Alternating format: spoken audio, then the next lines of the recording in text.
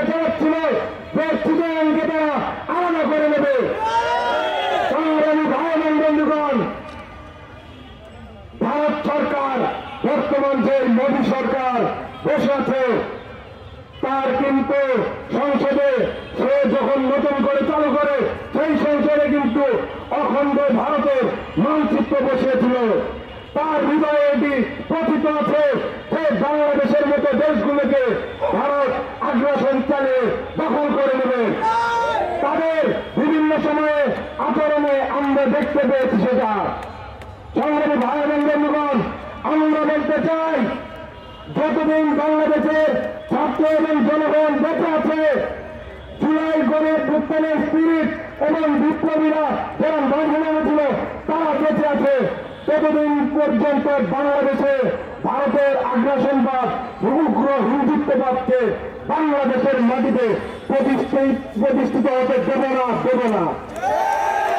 Israel যেমন তার উপনিবেশবাদ জায়নবাদ নামে প্রচারিত করে, তেমনি ভারতের ঔপনিবেশিকবাদ হল হিন্দুত্ববাদ।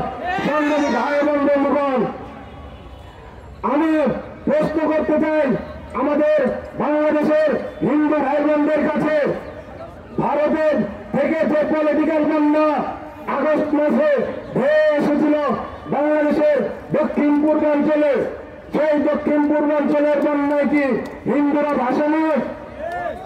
সংগ্রামী ভাই এবং বন্ধুগণ, ভারতের যে আগ্রাসনবাদ, এই আগ্রাসনবাদ থেকে কিন্তু কোন ধর্ম, কোন বর্ণ নিরাপদ নয়। সবাই করে হত্যা করা হয়েছে। আমি এই সরকারকে বলতে চাই, আপনারা তো বলেছেন আপনাদেরকে সিলেক্ট করেছে ছাত্র জনতা, আপনারা আমাদের কাছে জবাব দিতে দায়বদ্ধ।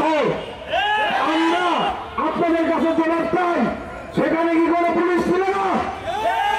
সেখানে তারা ঘোষণা দিয়ে কিভাবে বাংলা পাঠালো? পুলিশ প্রশাসন কি করে? আমরা দেখেছি কালকে বাংলাদেশ সরকারের তরফ থেকে, ঢাকার তরফ থেকে দিল্লির কাছে জবাব চাওয়া হয়েছে বাংলাদেশের এই আভ্যন্তরীণ বিষয়ে নাক গলানোর জন্য। কিন্তু আমরা বলতে চাই, ভারতীয় মিডিয়া তো অনেক আগে থেকেই উস্কানি দিচ্ছিল, তখন যেন আপনারা প্রতিবাদ জানান নাই। এই প্রতিবাদ পত্রের মধ্যে কেন ভারতীয় মিডিয়ার প্রতিবাদ করা হয় নাই, যেখানে তারা বারবার প্রপাগান্ডা চালাচ্ছিল যে চিটাগাংকে তারা আলাদা করে নেবে। সংগ্রামী ভাই এবং বন্ধুগণ, ভারত সরকার বর্তমান যে মোদী সরকার বসে আছে তার কিন্তু সংসদে সে যখন নতুন করে চালু করে সেই সংসদে কিন্তু অখণ্ড ভারতের মানচিত্র বসিয়েছিল।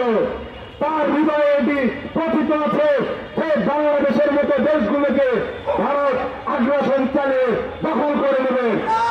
তাদের বিভিন্ন সময়ে আচরণে আমরা দেখতে পেয়েছি সেটা। সংগ্রামী ভাই এবং বন্ধুগণ, আমরা বলতে চাই যতদিন বাংলাদেশের ছাত্র এবং জনগণ বেঁচে আছে, জুলাই গণঅভ্যুত্থানের স্পিরিট এবং বিপ্লবীরা যারা মাঝখানে ছিল তারা বেঁচে আছে, ততদিন পর্যন্ত বাংলাদেশে ভারতের আগ্রাসনবাদ উগ্র হিন্দুত্ববাদকে বাংলাদেশের মাটিতে প্রতিষ্ঠিত হতে দেব না। ইসরায়েল যেমন তার উপনিবেশবাদ জায়নবাদ নামে প্রচারিত করে, তেমনি ভারতের ঔপনিবেশিকবাদ হল হিন্দুত্ববাদ। সংগ্রামী ভাই এবং বন্ধুগণ, আমি প্রশ্ন করতে চাই আমাদের বাংলাদেশের হিন্দু ভাই বোনদের কাছে, ভারতের থেকে যে পলিটিক্যাল বন্যা আগস্ট মাসে ধেয়ে এসেছিল বাংলাদেশের দক্ষিণ পূর্বাঞ্চলে, সেই দক্ষিণ পূর্বাঞ্চলের বন্যায় কি হিন্দুরা ভাসানো? সংগ্রামী ভাই এবং বন্ধুগণ, ভারতের যে আগ্রাসনবাদ, এই আগ্রাসনবাদ থেকে কিন্তু কোন ধর্ম, কোন বর্ণ নিরাপদ নয়।